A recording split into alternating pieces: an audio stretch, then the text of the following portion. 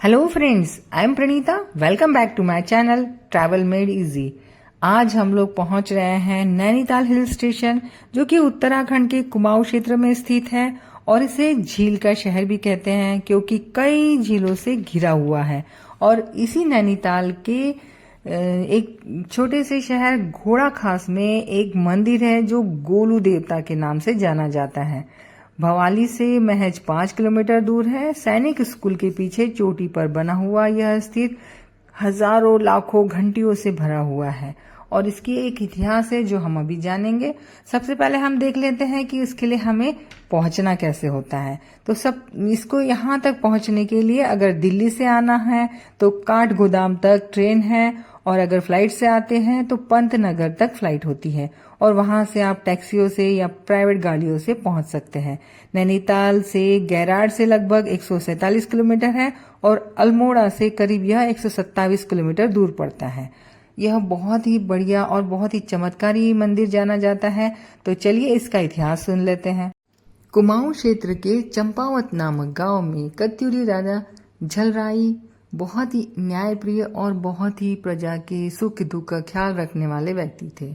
उन्हें हर सुख संपत्ति प्राप्त थी, किंतु उन्हें औलाद नहीं थी। संतान की प्राप्ति न होने की वजह से वो अक्सर दुखी रहा करते थे। उनकी 7 पत्नियां थी, उसके बावजूद उन्हें संतान नहीं हो रही थी। एक बार एक बहुत जाने माने तपस्वी उन्होंने कहा कि आपको 8वीं रानी से ही संतान की प्राप्ति होगी। एक बार वो जंगल जा रहे थे तो उन्हें जंगल में एक वीरांगना दिखी जिसका नाम था कलिका।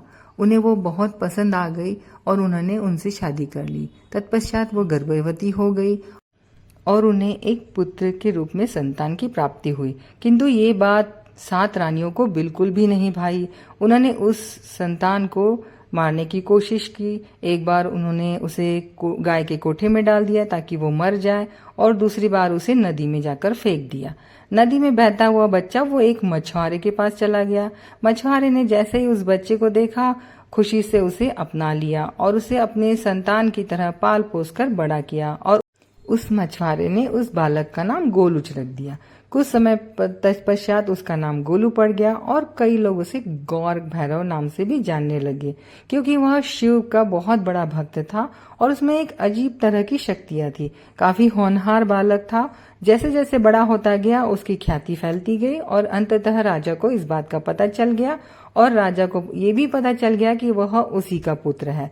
तो उन्होंने उसे अपना लिया और उसे उत्तराधिकारी घोषित कर दिया।